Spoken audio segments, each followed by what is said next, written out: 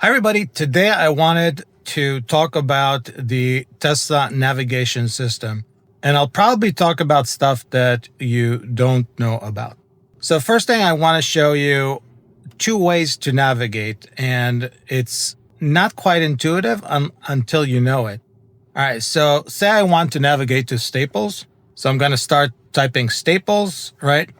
And it shows up here, the closest by, for example. So at this point, you have two options. You can either click on the button and that will bring the information about that place, or you could just click on this entire area and it will start navigating there. So if I click on this, it will show you the information about the business that you're looking at. And you can either navigate, call, look at their website, put it in your favorites, and look for nearby parking. And it also gives you the reviews and pictures. Okay. Once you start navigating,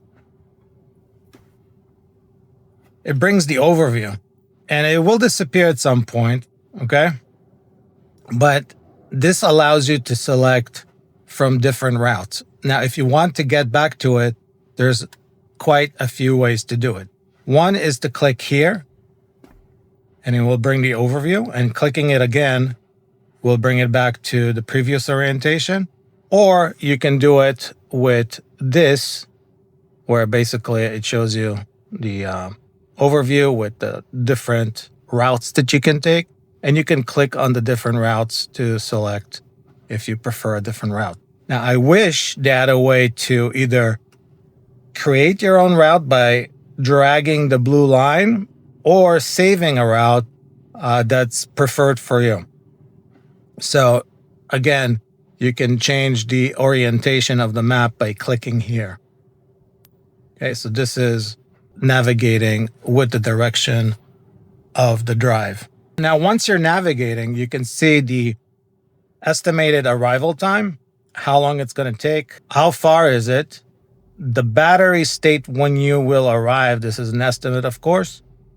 And if you click these three dots, it gives you other options like add a stop, edit the trip, set arrival energy, and other settings of the actual navigation, which you can either change the volume, use HOV lanes if you have more than 3 people, depending on where you are. Automatic navigation doesn't really apply to this drive, but it will apply, for example, if you have home and work saved.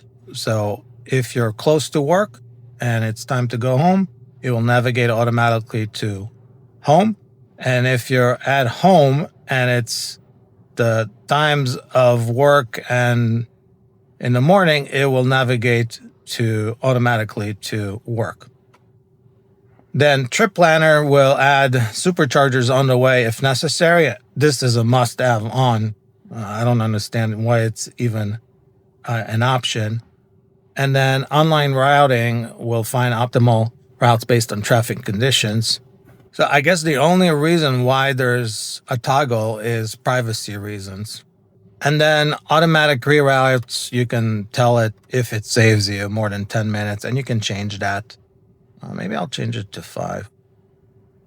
And then speed camera chimes, and then you can tell it to avoid tolls, avoid ferries, and avoid highways.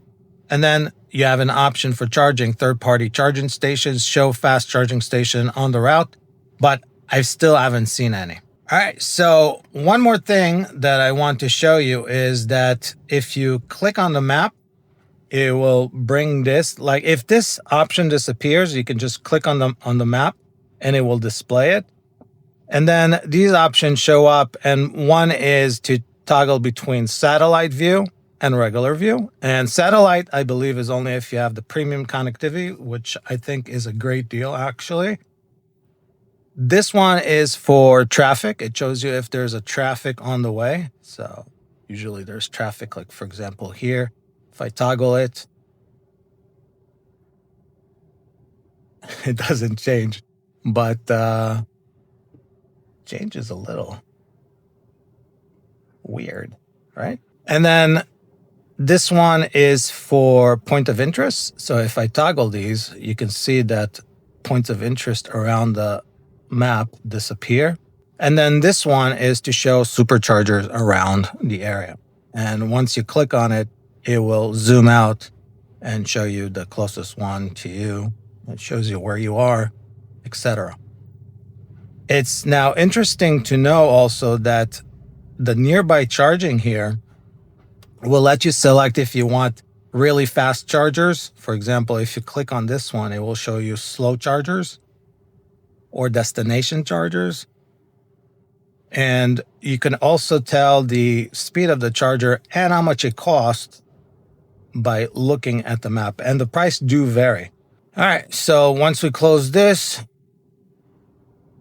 again, we can click on it, it brings it up.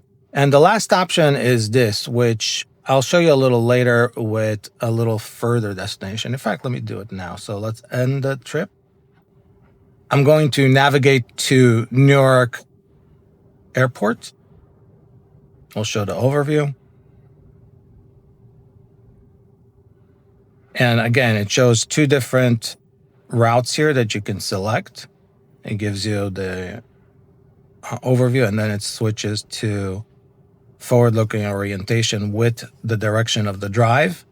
And then if you pull this down, you get the entire route and all the different turns. But it also gives you a set arrival energy, which you can set here too. So if you go here, you can set arrival energy. But it also shows at the bottom of the navigation. All right, so if we set an arrival energy, it will tell you to charge somewhere here to get to that. So say we want to arrive to Newark Airport with 70% energy in the battery. It will recalculate this thing and give you a charger almost when you get there. And it tells you how long you even have to charge there, which is 19 minutes of charging. Not bad, because you're going to get there with 13%. And then you need 19 minutes to get to 70%. So that is it. Really excellent navigation. And one more thing is that everywhere you navigate, in the corner, it will show you the street you're on, the city, and the state. So it's really easy. Say you're talking to somebody and it's like, what street are you on? You don't need to zoom in. You can just look at the corner. And I think I got everything that I wanted to talk about with the maps. Also, two things that I explained in other videos is that if you pull down from the navigation, just click and pull, it will go to your home if you're not close to your house, and it will go to your work if you're close to your house. Okay, if you have those destination set. I wish it did it only to home. So if you pull down, it will always go home. I think that would be my preferred way, because it's really hard to tell when it's going to go home and when it's going to go to work, because it's not time-based for that. So that's everything you need to know about the Tesla mapping system. I hope you found this useful. I think the main takeaway from this is that when you look for something, you can easily start navigating without this extra step by clicking here. Clicking here, and it will go to that destination right away without an extra step. All right. So if you found this video useful, please thumb up, subscribe, click that notification bell. Hope you have a wonderful day, and I'll catch you in the next video. Till next time. Bye.